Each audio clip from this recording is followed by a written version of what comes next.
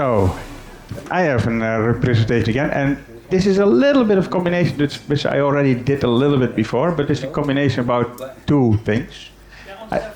Minicamp I did it,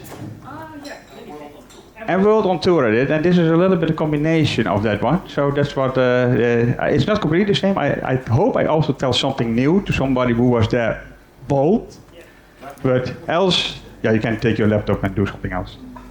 Oh, that's first I want to start with, because they want to, the story is kind of, this is how we get to NG, titanium NG, or TiNG, or titanium or NG client.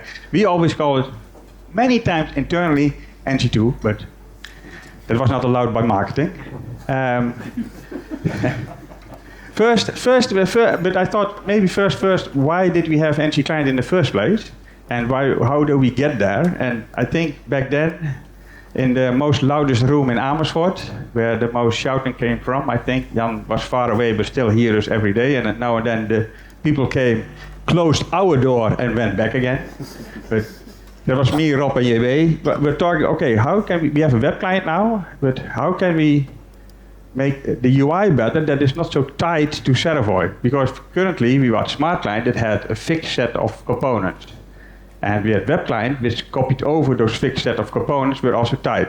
So we started thinking about it and then thought, okay, what can we do? And we should try to, hide it away, the implementation of components from Servoy, that we just talk into properties, we set some stuff, but the component tells us what it can do, but we don't know the rest of the component. That's completely gone by us. And we already looked at certain frameworks. We also looked at React a little bit. But back then, AngularJS was really kind of hot topic, and it's really married with us. That was kind of nice to see. We had some prototype. Okay, that's nice. And so the prototype started, I think, in 2014. Maybe if JB was already here, but he's in traffic jam. You could say, maybe it was a little bit, but I think it was 2014 that we started the first prototypes. So we made spec files. We invented the spec files concept that says that is the clue between the component and Servoy to say what it is. We looked at how the communication will be invented. Okay, we can do WebSockets, because then the nice thing about WebSocket is it is a constant thing. You can talk both ways constantly. In the web client we had kind of a polling mechanism that polls every 5 seconds. Is there something new on the server? Is there something new on the server? And based on that, it did data broadcast. This is instant. If data broadcast comes in from the server from all the stuff, it will immediately fire over the WebSocket and to all other clients right away. So that was nice. And so we started prototyping, we started building it already for quite a bit. So the NG client came alive, we had a lot of services going back and forward, and most services like that is, you can see it, we have the found set, that's one of the biggest ones. The found set thing is something at the server that has a lot of API, where you guys talk to. That has API in Java, but that also has a complete implementation in the browser. So the browser part also have a fully complete type, which if you select a row, it fires a selection and it knows how to talk back to the server to get there, how the selection gets there. So that is a lot of JavaScript code. That was AngularJS code, but not always direct AngularJS, but a lot of JavaScript code for us. So we wrote that all kind of stuff. And then I remember one day, I still remember that's the day as now, ngconf 2014 happened. And it was we were, I think, 6 to 8 months really in development already of NG Client. And then ngconf had one thing, I think they had an image, a RIP, and they said a few things. And I said, wait a second, that's what we're using, that's what we're using, that's what we're using, and it has RIP on it. Oh no. And it was, the king is dead, long live the king. But the problem is, we were that king, not this king. So that was a little bit tricky for us, because, I can't say that word, sorry.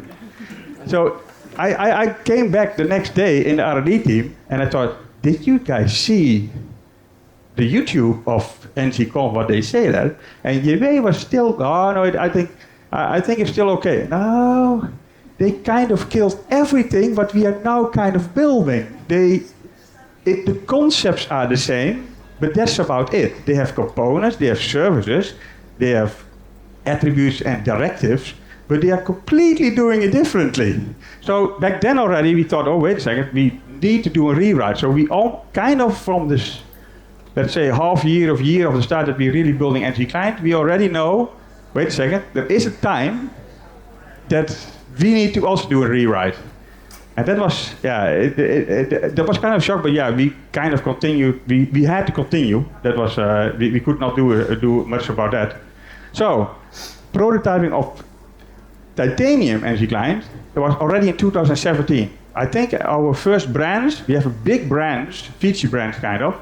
We have a long time ago, almost for, I think almost more than a year, was already there that has all the prototyping of that. But the thing is, it's still NG client, because sometimes it's moved to titanium.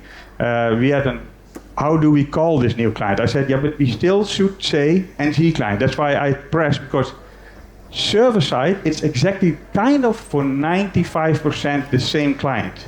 When you talk about the component structure, the Java calls there, is pretty much all the same.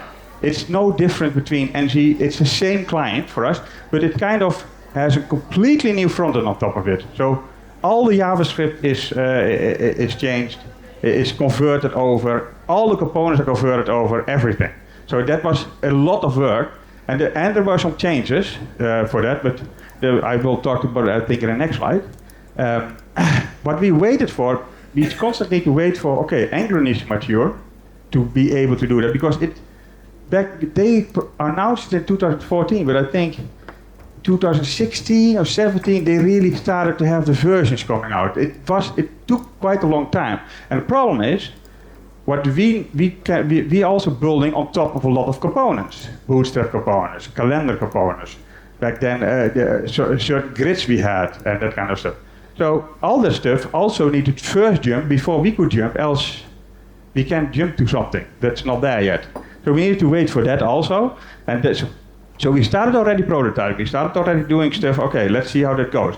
But we needed to wait until they kind of said, okay, that bootstrap, NG bootstrap is it called, I think, it's completely ported over, and kind of they deprecated AngularJS very quickly after that and said, okay, this is now our forward move. So we already know we need to jump. So also, when that started to happen, they have an upgrade path for Angular. But the problem was, that upgrade path was exactly the opposite what we needed. That upgrade path was like this. They said, I get their point of view. They have an Angular application, not Servoy, but it's purely Angular application built. AngularJS though, so Angular 1.x. They say, what you do is, you take components out, upgrade those, put those back into the core, but it's still AngularJS, and then upgrade closely all the components. The problem is, we are kind of in reverse. We can do the core fine. But the components were a problem for us, because we have a lot of components, but who has custom components here? There are quite a few hands. And I thought, wait a second, we are all going to break those, because, yeah, those need to be completely rewritten. That was the problem for us. Their upgrade part was not for us, because we easily could write all the different codes and that kind of stuff from below Servoy, and like the found set stuff, the convert stuff, the WebSocket parsing stuff, all that stuff, the application server, that was the clipboard stuff. Where is Rafi? Hey Rafi, I saw your eyes closed. Just for a second. Yeah. Am I so boring? No. Big meal.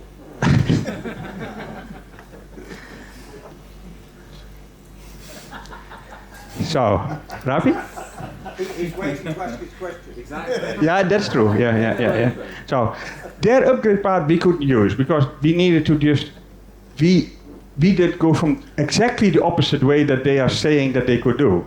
So, we started to do that. What is then the difference between those two clients? So, in NG, what we did was, we had a kind of a big controller, what AngularJS called controller code, which is a big Java file, the JavaScript file, which we generated, which had all the stuff. And besides it, we had an HTML file that was generated. And that was, especially if you look at the CSS positioning file, it's pretty simple. It was div with the component tags and some stuff. And the Angular JS file distributed over. And that is what we feed it into the browser.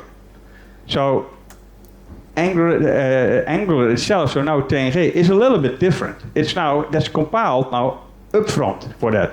But it is because the Angular itself took away the compiler in the browser. They had a compiler, Angular JS has a compiler in the browser. That really you feed in a template, like a piece of HTML document, and that document is completely transcoded to them, to HTML, to JavaScript, where they create DOM elements for. So they kind of say, okay, you want this structure, we take JavaScript from it, we parse the code completely, and then we know, execute it, and we know what to do. So you can also loop through that code and that kind of stuff. So you can make repeaters and if loops and that kind of stuff. That's all code. The problem is, they remove completely the compiler from the runtime.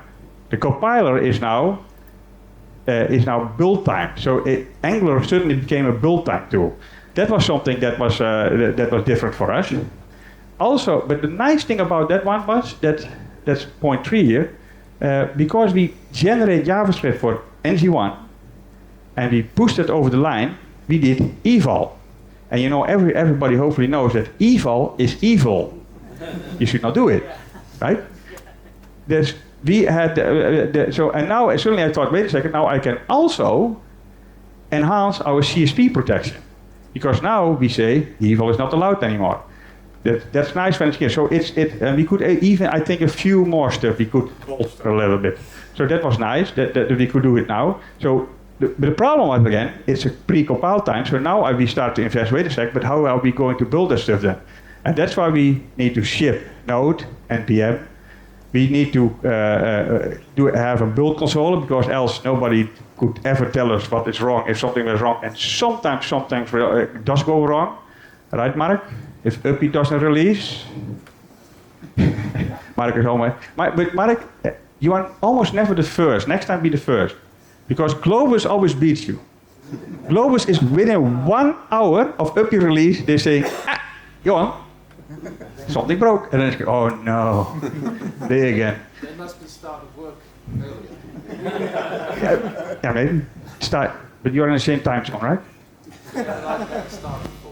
But the problem, to have a little bit of Uppy thing, maybe some of you did that. You have sometimes Uppy did the release and micro version releases.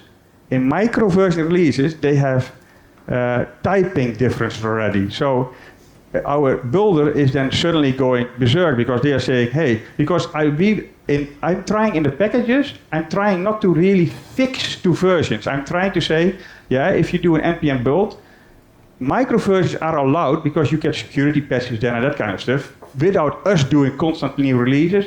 And it has a nice thing, if 2 packages or 3 packages use the same component, they all need to include it. They all need to be on the same version. And that's no problem with Uppy, so I now fixed Uppy so it doesn't happen again, Mark.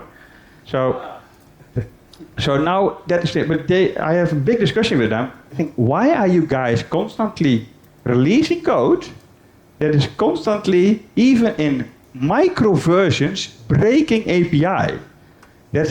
I don't expect that, but yeah, they did it a few times now, and now I'm done with it. Now I fixed the versions hard, and yeah, that has a problem. So if another library also included, it needs to be on the same version, because the Angular compiler cannot really handle that well. If 2 packages says I want Uppy 1 and the other package says Uppy 2, and they really want both of them, you get really weird code, because it really includes them both, and then you have the same namespaces kind of colliding, and that's difficult for them to handle. So, but that's something sidetracked, I guess. So we created the build console that I guess everybody now have seen already, because you have to wait for it sometimes, and sometimes it has errors. But hopefully that gets faster, because they are in the process of going to ES build instead of using the Webpack build. And the ES build on my system is at least 3 times faster. I have still no idea why Webpack is that slow and ES build can do it 3 times faster and have the same output. But the problem is, it's not. They say don't use it in production. So let's not do it then. So, but what also changed, because what I said in the first point, the JS code of Angular is the form code. What we have, that is generated JavaScript code that we eval at server, and also templates that we that we push to the server, and Angular yes passes. Now forms are pure JSON. It's just a structure of code. This is how you should build up your code, and we have just kind of repeaters of templates that just quickly repeats over JSON structures and places all the components. So that is now nice, because now at least solution model, because one that knows me, I'm not the biggest fan of solution model, especially how some are using it. Yeah. Solution model is fine if you use it on solution open, do everything up front, and then never again. But many people use Recreate UI. That is, we have now for the first time, Smart Client was pretty fast in Recreate UI. Web Client was already slower. And Z Client, because of the first statement, was already really slower. But now, it's the opposite. Now NC Client, this one, Recreate UI, is, I think, almost the fastest. Because it's on level of Smart Client again. Because the only thing we need to do is push over some JSON, Angular picks it up, and just looks what is changed, and just puts in the changes directly in the models. So it's now pretty much as fast. I think Globus tested it for me, and they say, yeah, it's 1/3 of the speed to do that kind of stuff. So that is a nice stuff. But we still need to do TypeScript of code generation. We don't really generate code, we adjust a little bit code. That is because instead of forms being JavaScript generated stuff and templates, we have now something else, and that is our components and our services. Because those needs to be hooked up in the build system of the Angular compiler. So now if you install a package, that's why if you update a package, or you update the services, or you update your full Servo version, yeah, the build console happens. But normally, Peter, also you said it back then at your meeting. Hello, Peter. Yeah. You said it already. Hey, it should not build. It should not build. If the components stay the same, it should not build. But it should. But then it says why it is. Then I wonder sometimes if you say, hey, why does it build now? It says what files are changed at above. So I wonder what it is then. But it should not build anymore, because only when you update packages, because the packages has templates that we inject in certain TypeScript files for our big foreign component stuff. Because Angular needs to know all the components that are, the modules that are there, and the templates that belong to a component. So that is what we now generate. That is still what we now generate, and that's why we have the compiler. Same for the services. Oh. Yeah, food. Next. Same for the services, but that's a little bit easier code to generate. That's just one file that says include these modules and these services, and they are in the system.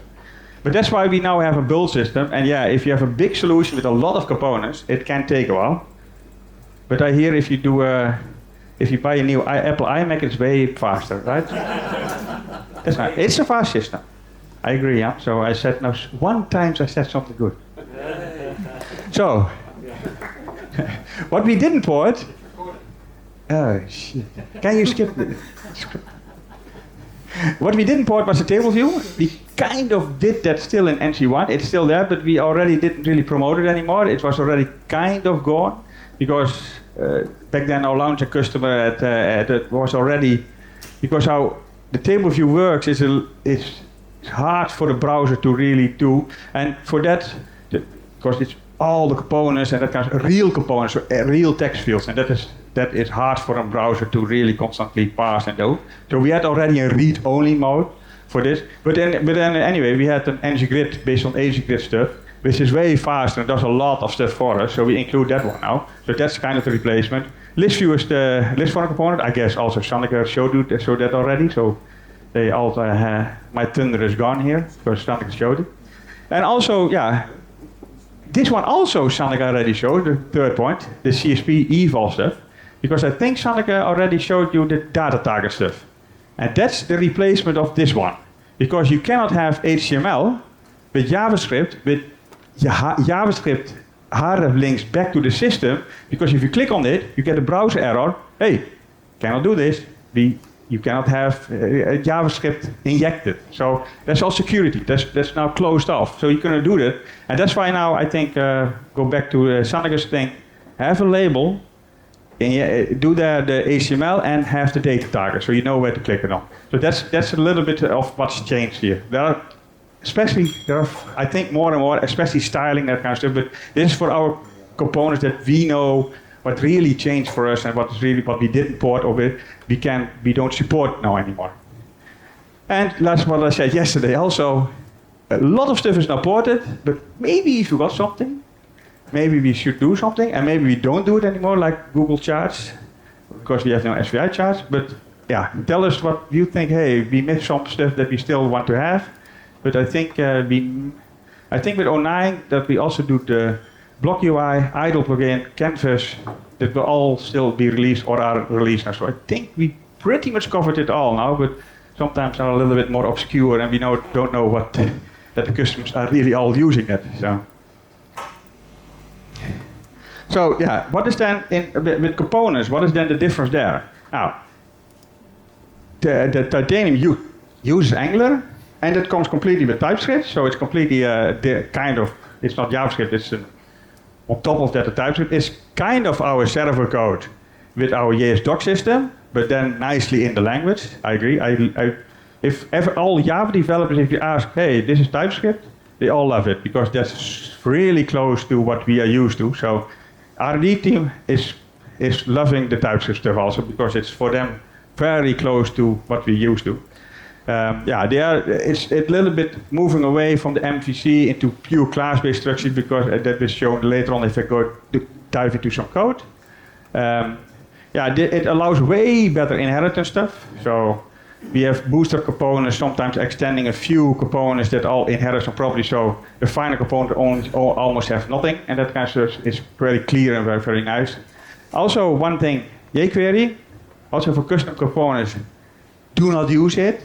Don't try to embed a jQuery in those stuff because jQuery was kind of for browser that were kind of making all the browsers equal, but nowadays the evergreen browsers, they are really fast and it's still handy some tools, but most of the stuff can be handled it. And Angular says already don't do it because it's kind of what we do already for a lot of stuff. So. Coding-wise, which I also will show if I dive into a bit more, the two-way binding is a little bit different how that works because you don't really have watches, what we have in Angular. So back then, if you make a component text box and you say model, which is the value, is this, that's ng model, then it already did two-way binding for us because it pushes the way back, because the component ng model pushes already the way back into the model, and we have watches in our system between what we built, what's the Angular, what's ng client in the browser is, and we detected that and pushed it back to the server. That code, they don't do that anymore because the data flows are different. The data flow is really now top down, so it comes in and it goes over all the component tree here, nested deep down, and if the events go up, so data changes. So, and the events that go up is something that the component needs to trigger. So the component needs to tell the system, here, value change. It needs to emit a value, and it needs to tell it. And then the emitted value goes up, and over the line back to the.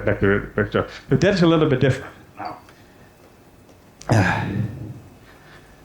But the spec file didn't really change. I can point to a little bit change because we have a few small changes here and there that are more like you can enhance the system a little bit, like a style sheet, but this is really titanium, belongs to titanium, or even a server-side scripting. We have a few components that were so changed, like the DB3V model and a few others that had a completely different server-side scripting, because components can also have a server-side scripting part. So components have a client part, HTML, for an ng client, for ng client TypeScript, or an ng client JavaScript file, which just runs in the browser. But it can also have a JavaScript part that runs at the server side. And we noticed that to get everything really correctly, that for some components, which really changed quite a bit, we need to be more flexible with the server-side part. So even the server-side part can change now. They can just switch between the stuff. That's why I think also some people were complaining. Hi, John. Because I think you had a DB3 view as the first component shown, and then you do in the browser the ESC gone, and you go, and that doesn't work because the component was already loaded. The server-side scripting part was already injected, and the NG1 part was already loaded, and that doesn't work with the NG2 part. So that was, that was a little bit not so nice. And for the most part, like the spec files, some stuff you don't need anymore. If you would purely NG2 or titanium, it's you don't need certain stuff anymore. Let's go to some code then. So, Ralph? What? No, but I'm so linked to this.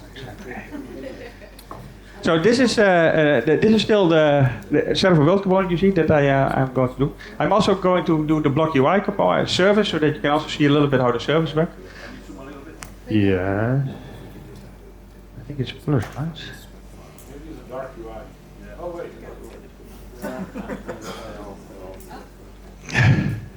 Big? You are in the front. Yeah. It's not because of the color, to be honest. That's good.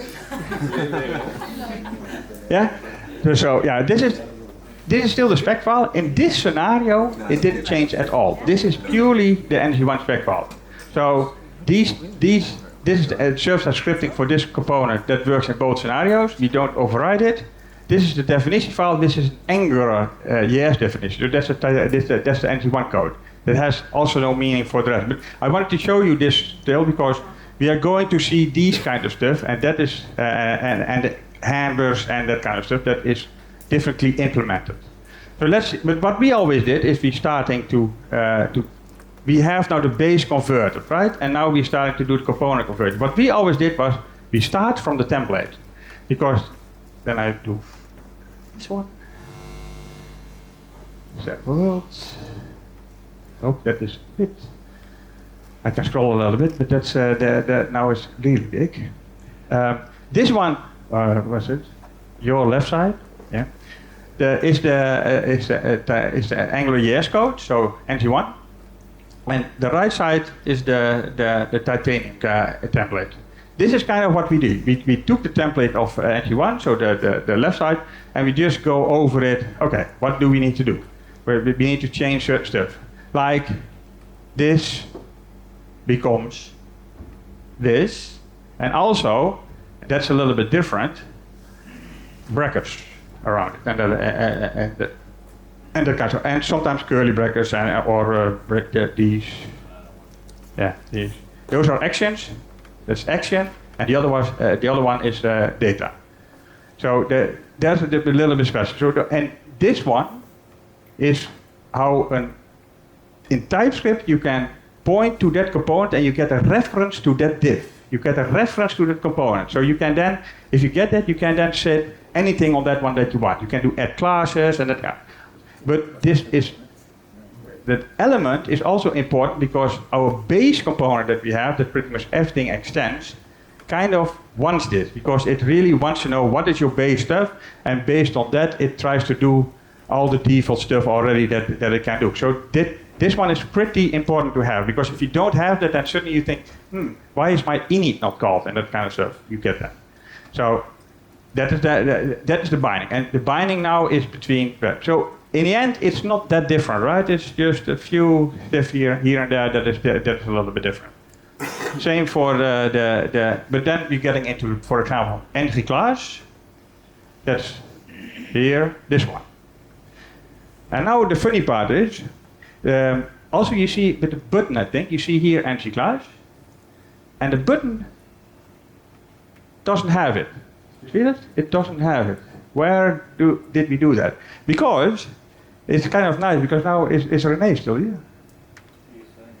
Oh, you know. It's René, I did a Bootstrap package release, I think last Friday, that exactly fixed this thing. Because what is here, NC class is field star class, is a bug. Yeah. So I'm showing you a bug, which I'm not really proud of, but now I can tell you that's a bug. Because field star class can be in the properties view, class, space, class. NG class doesn't expect that. NG class expects a JSON object or an array object of classes. It does not pass it for you with spaces. So this one will break immediately at the moment you are typing two classes. One class, no problem. Two classes, a problem. And I can also now, maybe we can quickly go to the code, because yeah, this is the Angular code, and now the thing, it blows up a little bit, I have to warn you, because this is the AngularJS code. That is because a lot more done are strictly related to what we need. So all the stuff, here you have the button class again, and the field class again, those are inputs now. And inputs means Angular knows them, and Angular will feed them in based on the tag we generate. I told you before, what we generate is template tags of the components. And these field class is an attribute of the template tag with our model that is coming from the server. So we push in data state, and Angular makes sure that that field class is called. Hey René, I just told them the Servoy component had a bug. Yeah. This NG class field class is exactly the last bug you reported on Bootstrap components that I fixed Friday. So so we were a bit wrong showing this 1.5 years ago. But the button class does it a little bit different. I guess I can call it that. See here, you have kind of the same thing. We are in SVI on changes. And SVI on changes means if something comes in from the client, from the server, the property is pushed, this is called for every property that he sees that it sees has changed. And then we see, oh wait a second, there's a button, the button class has changed. We need to do something. And then what we do is we take it. We need to first remove all the classes of the previous value, because it could be that you did class A, class B, and then class B, class C. So A should be gone. So the A's, we go over the array for each, we split it, and then go over the array, and then remove all the classes that were in the previous value. Right? So, and then later on, if it also has a current value, we do exactly the same thing. We split it so that it becomes an array, and we add the classes one by one on that native element that we are given on the button. And now you also can see why it is called button, because how do we get a reference to the button? That is because the button, here it is, has this hash, and then in the TypeScript code we have this button that says above it, I guess, here. There's a view child with button, so this needs to be in sync. So you get a reference to that element, and you can then do anything you want with it. So this is how we now actually did it, and also if I go over the commit that we did for René, suddenly it's gone from the template and it's removed and it's added like this. Potentially, and then maybe that's interesting to see, we could have changed it a little bit more else, because we could say, why are you not doing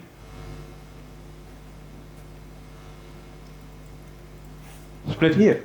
Because that makes an array, then empty class is fine. And I guess then I should also do stuff like this to make it a little bit better. Right? But one problem with this one.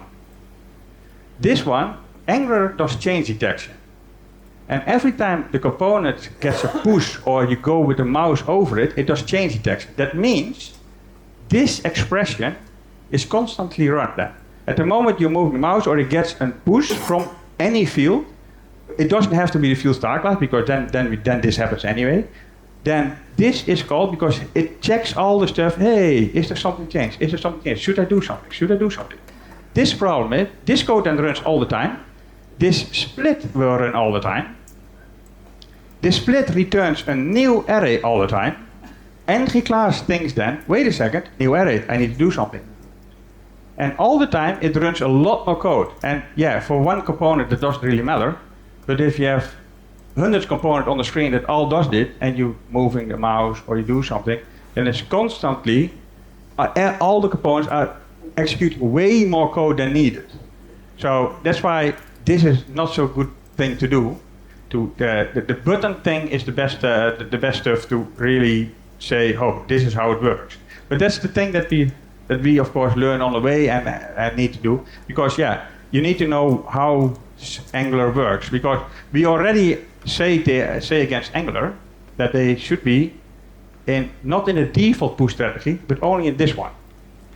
This one makes sure that we only do on push. If you don't add this on the component, it is in a default mode, and that means it checks pretty much all the time when it needs to do. If something changes somewhere in the models that it detects, or you move the mouse, you give focus, you click on something else, it will do change detection on that component, so checking all those values. Are you changed? Are you changed?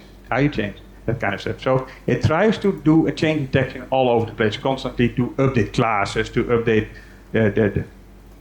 anything you want, some certain states, that kind of stuff. So this is kind of default for us because we know we are pretty much in control.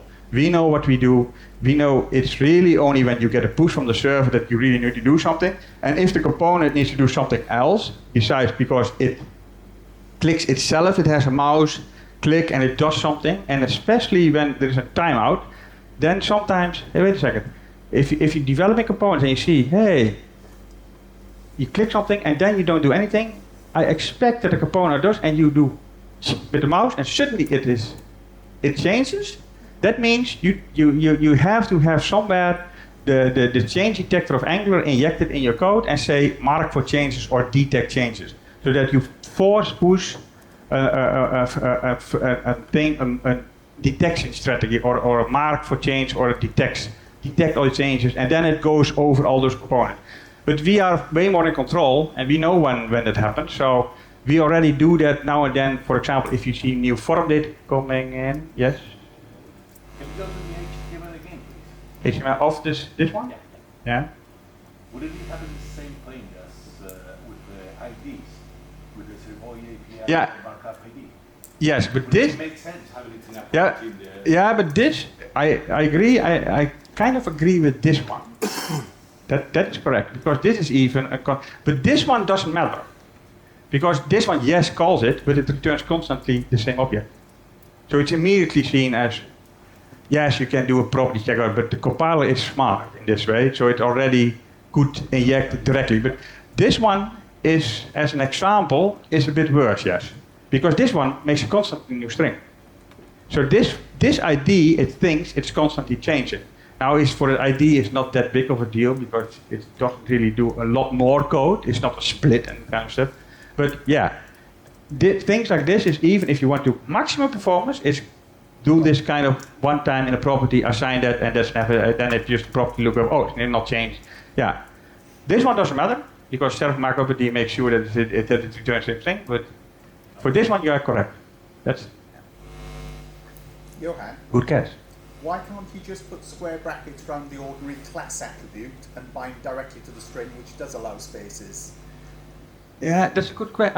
I don't completely for sure. It could be that also can work just fine. It doesn't Yeah, work. because in the end it's just a class property and you can set it. But I guess we kind of use it also sometimes for both scenarios, so that's why we have it now like this. So it can be an array and but anyway, we don't really do that at all. But because we now really make the DOM ourselves. But yeah, in theory that could be possible, because any kind of ID or attribute that the default DOM has, you can put, and because that's nothing more than this, right? That's a Yeah. default attribute ID. Then you and that, don't need the code in the TypeScript to... yeah, that's true. But yeah, it's sometimes that we don't know what it exactly it can be, because if it certainly is an array, then that doesn't work anymore. So it's a bit. But yeah, you're correct. Where was I? Now. Yeah. And then about the two-way binding a little bit. This one is setting the value. and also having it's like transformers and formatters and could be executed, that kind of stuff. This one sets the value, but this one pushes the value. So this is the two cases that I just talked about. Data flow coming in, that is picked up by this one, and that will update the input's value, and does more stuff because the NG model can have a lot of stuff. This one is what NG model attribute thing has, and that fires an event. Hey, I am changed. Do something with it. So in this scenario, what we then need to do is the value changed, and then we emit the data. So that is the events going back up to the system, to the top, over the WebSocket, and the record is updated. Yeah, for this value. This is something that we now need to do. So that is now different than what in NG1 it was, because there it was kind of automatic. Because we did this under the hood, and now a component needs to be doing it. So the implementation for that is now per component, because that is how now how Angular now works. Because you don't really have watches anymore, because those were very expensive. That is what Angular has made slow. All those watches, that is kind of a change detection, but in overdrive, kind of. So that's the problem. So what is else? So you can say, why is this so much compactor? So one is the change, but also model properties. Those are now really input properties, what I said. Those are all gone, because for the normal template you see, those are all on. Let's see if we can find one. Where's the NG model is just a value. Most are, sorry, I need to look at the other way, of course. Most on the model, and now they are not. So that's a little bit more, more visible for the use. But they were really, if you're looking at the JavaScript file for this one, you see they were really on this thing. So that kind of included all the properties, all the model properties. That had just the model, and this one had all the handlers. So it's a shortcut to something. But the thing is, we really wanted to be an actual Angular component, how Angular component works, and not have workarounds and shortcuts around that. So we just made sure that now we are using the inputs like that. For example, handlers are also inputs. This just pushes, and you can already see it here, a function object. That we can call it like that. So this is a click function that is just called by the browser. I'm not sure if we do it directly in the HTML, or if you. No, I don't think so. There's a click used. Yeah. See, if there's a click handler in the init, which is called because we have that on element in the init, you say, hey, there's a click handler, because this does not change at design time, because all the handlers are design time properties. They cannot be set at runtime certainly. So we say now, hey, listen. You don't put a click inside the button in the Angular, No, because that is again bracket. That's certainly then kind of a watch again. And we know this kind of stuff is a design time property. We only need to do it once. We can check it once here in the init, which is called once, and then we add the click handler, kind of. You could do it with click, right? Click, and then set that. But that means that the click handler is always there, and always will check it if it's there. And we have a lot of handlers, like a button has a right, left, and double. But for most people here, you only do one. So, and the right and left would then still be in the template, and still checked out every time. And it's all the time no. Yeah, that's because we do a little bit special for that kind of stuff. So we know when a component really is a little bit more ready, and that is because we extend the server basic component. Place code on it. You could do that, but do call super. Okay. Because if you don't call super and you do extend base, then everything kind of breaks. So it's better to do it SV on init, because in our base code we have a little bit more code that we know. We wait a bit more. That we know it's really, the component is really there. It's because sometimes we need to, because I know some of you guys are playing maybe already, but you have ng on init, ng after view init. So, Life cycle. yeah, it's full life cycle stuff, and we make sure. Are you replacing all of them, or? Yeah, we kind of replace. Look, oh, now it is there. We now see that it's there. That we think, okay, now it's ready, and we call it. And so we do the most of those stuff. We have checks for that, and then we call SVN init once. So that's why it's better to extend the base component and have SVN init instead of init itself. Yeah, so that is a little bit the stuff, and then yeah, also back to the server. It's now that's all on the Servoy API, I think. See, and that's kind of the same in that was kind of the same in the NG clients, in both clients. That is not really that different. Not really that different. Yeah, for that it's a little bit more code, a little bit more verbose, but it's More readable. oh yeah, that's also a nice way of saying it. But it is a little bit. It is nicer. It's code complete. It knows everything. It's that kind of stuff. You need to be careful of certain stuff, how to do stuff. That's for sure. Especially with the click handlers and the change that you don't make a lot of watches kind of, because they are still there, but they are a little bit different now. Because they are really in the template. They are not really in the code anymore. So that's a little bit of a change.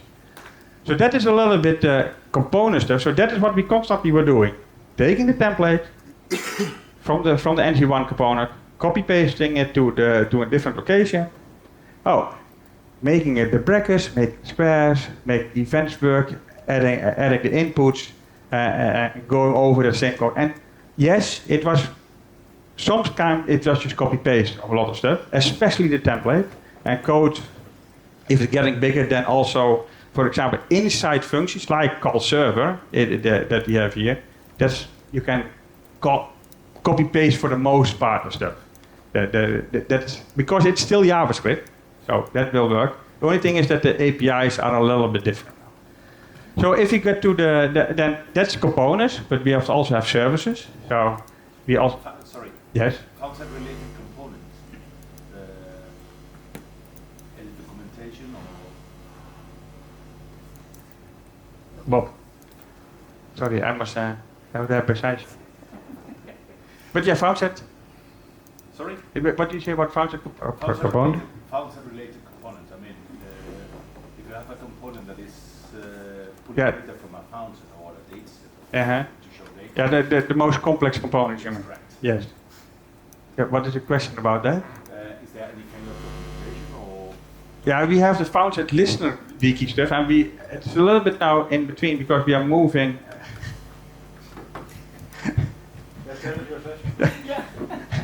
Oh, no. Yeah, but the thing is,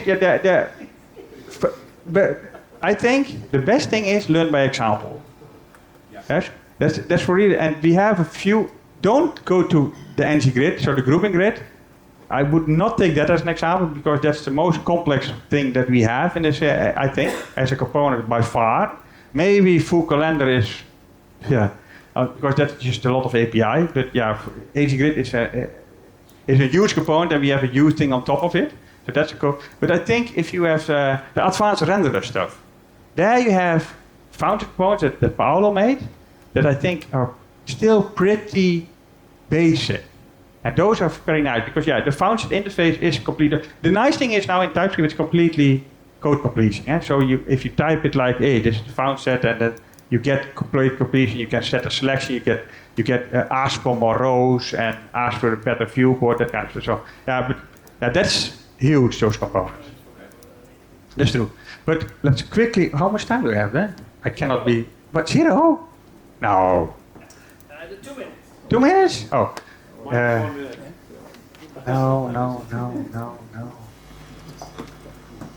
But where's your way?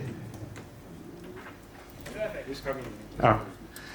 But in the end, I want to say the services, the block UI stuff. Here you see a piece of code that's NC2 only. Because you see how internally we still call it NC2. Sorry, marketing, but that's the case.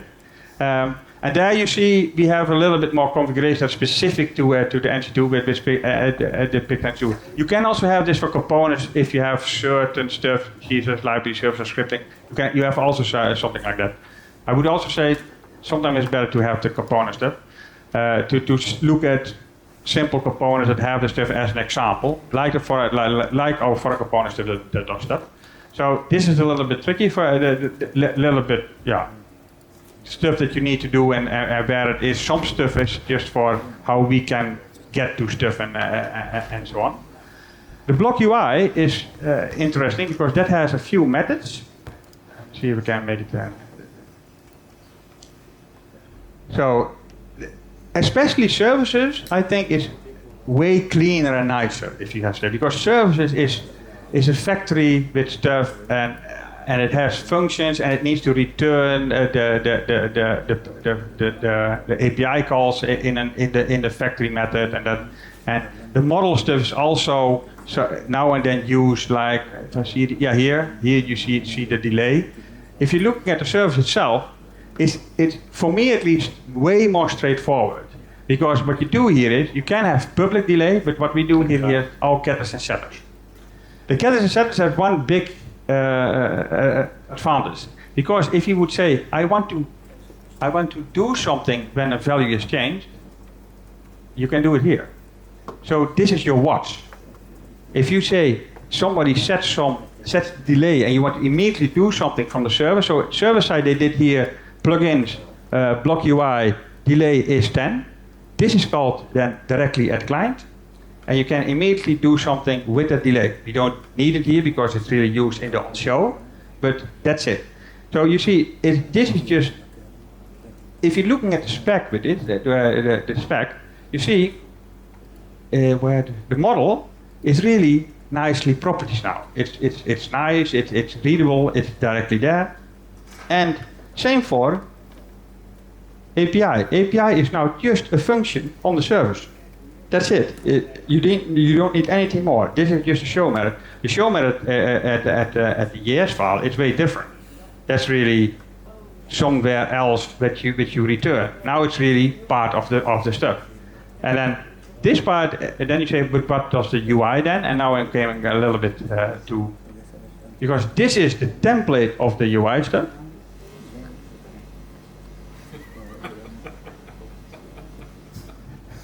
This is the template of the UI stuff, and this one is what I want to say, because some already said, hey, I have third-party ES files. How do I do that?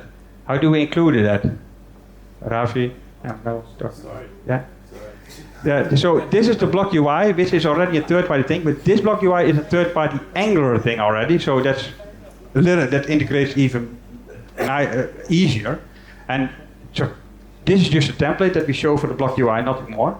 And the block UI component is this one. So that has the delay that it gets, and we just call block UI. And the only thing that we needed, we searched for it, and we just included in the package JSON the block UI. Try to do that. If you have third-party stuff that you want to include, go to NPM, check if they have a release on NPM, and use that as NPM. Sometimes for a little bit obscure code that's not possible, then you need to sometimes include it. It is possible to include just JavaScript if you want. I think CK Editor does that because that's a special build for that. So that our smart doc editor does that kind of stuff. So yeah, but do this if possible. Just include it in NPM, and then it's there, and then you can use it. Then you have a server module that says, hey, I'm importing it. That sometimes they have a module import like this. This is the import. This is how I say I will use it. And then in the block UI TS file, you import whatever you want from it, and you use it, and just to start, update, stop. And that's just nothing more like it is, and that's just following the template that we have here. I need to be a little bit fast, but Jan is really starting to getting on my nerves. Yeah, he's hovering around me. So, any questions, Jan, or can they? No. Any more questions, or I'm here for quite some time, so you can ask me then. You want me to over around you? Not in front of the camera. So, thank you all for listening. I hope you didn't fall asleep. So Johan, I have one question. When are we going to do a session that I can also understand? That's very. Oh, now I do want to use the word. That's very tricky.